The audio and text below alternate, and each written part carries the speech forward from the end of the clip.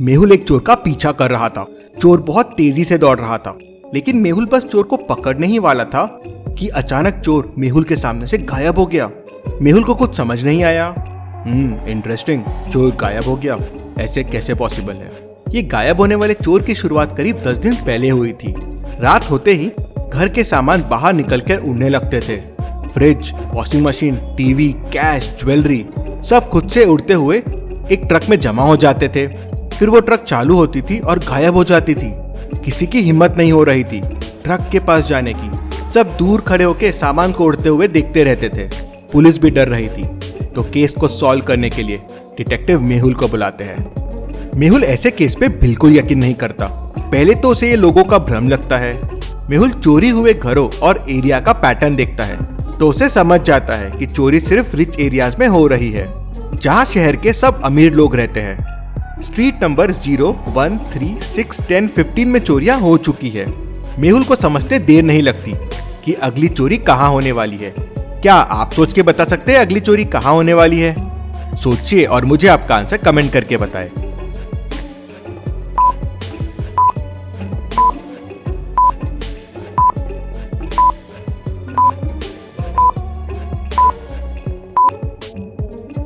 अगली चोरी street number 21 में होगी। नंबर के बीच का डिफरेंस बढ़ रहा है।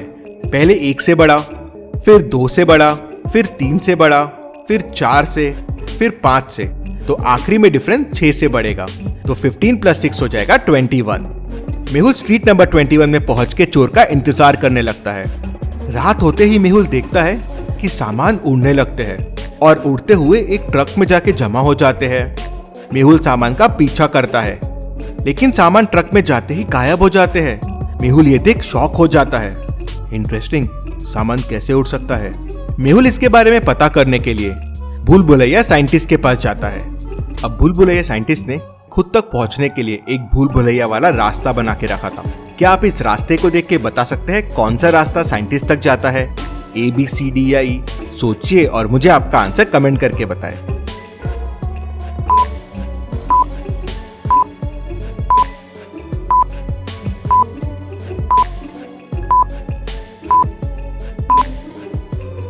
रास्ता डी साइंटिस्ट तक जाता है।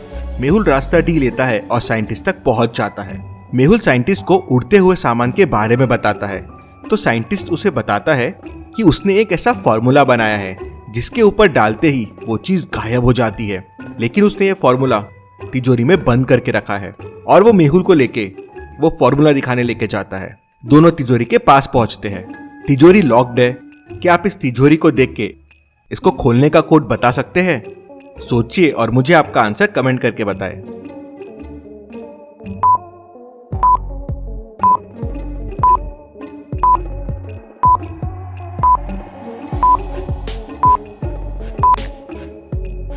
तिजोरी का कोड हो जाएगा 410। पहले दोनों नंबर्स का डिफरेंस और फिर दोनों नंबर्स का सम कोड है। जैसे पहले नंबर्स में 5 - 3 है 2 और 5 + 3 है 8, तो आंसर है 28। सेकेंड में 8 - 6 है 2 और 8 + 6 है 14, तो आंसर है 214। तो फाइनल में 7 - 3 हो जाएगा 4 और 7 + 3 हो जाएगा 10, तो कोड हो जाएगा 410। साइंटिस्ट तिजोरी खोलता है तो देखता है कि तिजोरी में से फॉर्मूला मिसिंग है। ओह नो, बोतल चोरी हो गई है, किसी ने बोतल चुरा लिया है। इंटरेस्टिंग, आपके लैब तक पहुंचना आसान नहीं है और तिजोरी खोलना तो बिल्कुल आसान नहीं है। कौन कर सकता है ये? मेहुल को तिजोरी पे फिंगरप्रिंट्स के निशान मिलते हैं। एक ग्लास पे भी फिंगरप्रिंट के निशान मिलते हैं। न्यूज़पेपर पे और फ्लास्क पे भी फिंगरप्रिंट्स के निशान मिलते हैं। लेकिन सारे प्रिंट्स थोड़े खराब हो गए थे, तो पहचानना बड़ा मुश्किल था कि ये किसके प्रिंट्स हैं। मेहुल लैब में काम करने वाले 3 लोगों से पूछताछ करता है। पहला कहता है, सर मैं तो कल छुट्टी पे था, मैं कैसे चोरी कर सकता हूँ? दूसरा कहता है, सर मेरा तो हाथ फ्रैक्चर है, मैं भी कैसे चोरी कर सकता हूँ? तीसरा कहता है, सर मेरा तो पैर फ्रैक्चर है, मैं कैसे चोरी कर सकता हूँ? क्या आप तीनों की बातें सुन के बता सकते हैं चोरी किसने की होगी? सोचिए और मुझे आपका आंसर कमेंट करके बताएं।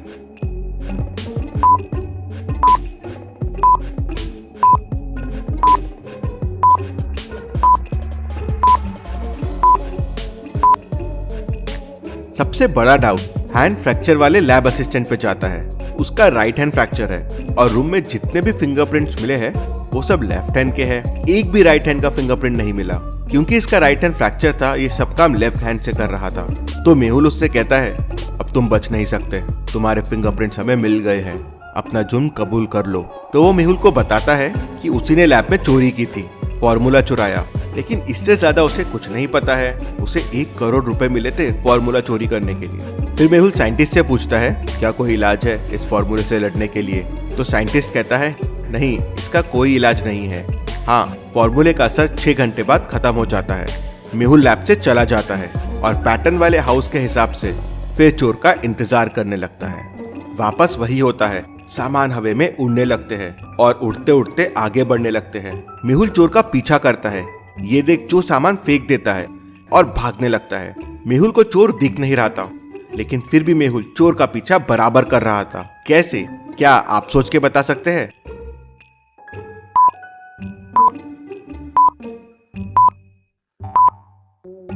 मेहुल को चोर के फुटप्रिंट्स दिख रहे थे। उनको देखता हुआ मेहुल चोर का पीछा कर रहा था, लेकिन थोड़ी देर बाद फुटप्रिंट्स भी गायब हो जाते हैं और फिर चोर भी मेहुल के लिए गायब हो जाता है। ये चोर को पकड़ना आसान नहीं है, कुछ आइडिया लगाना होगा। तभी मेहुल को एक आइडिया आता है और अगले दिन वो वापस चोर का इंतजार करने लगता है। क्या आप सोच के बता सकते हैं मेहुल ने चोर को पकड़ने के लिए क्या सोचा होगा? सोचिए और मुझे आपका आंसर कमेंट करके बताएं। सबसे अच्छे कमेंट को मैं पिन करूंगा।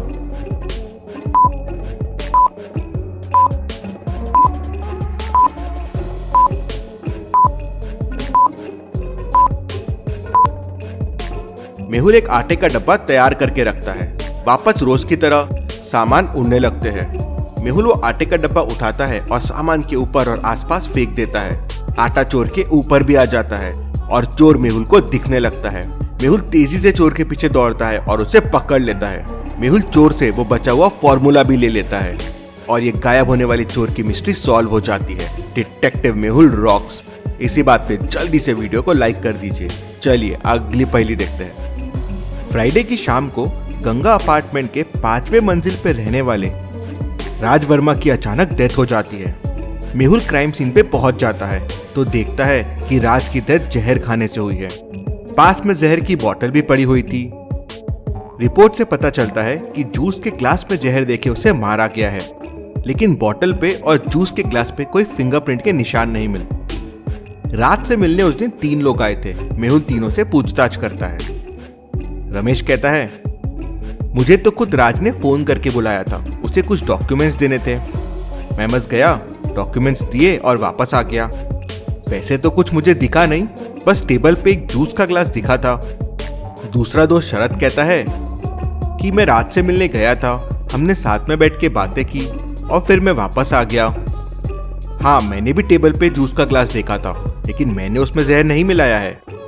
तीसरा दोस्त श्याम कहता है कि राज को मेरे हाथ का खाना खाना था, तो मैं उसके लिए सब्जी बना के लेके गया था, हमने साथ में खाना खाया है और फिर मैं वापस आ गया। रमेश जो जूस का ग्लास बोल रहा है वो मैंने नहीं देखा था।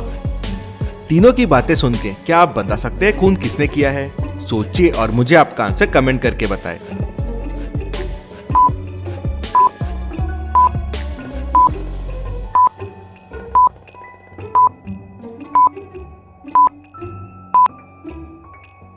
चलिए इसका आंसर देखते हैं। खून दूसरे दोस्त ने किया है। उसे कैसे पता चला कि जहर जूस के ग्लास में था? वहीं वो पकड़ा जाता है। चलिए अगली पहेली देखते हैं। मेहुल को एक पटरी के ऊपर बांध देते हैं। एक तरफ से तेजी से ट्रेन आ रही होती है और नीचे क्रोकोडाइल्स रहते हैं। ट्रेन तेजी से आती है और मेहुल को क्रॉस कर जाती है, लेकिन मेहुल बच जाता है। कैसे? सोचिए और मुझे आपका आंसर कमेंट करके बताएं।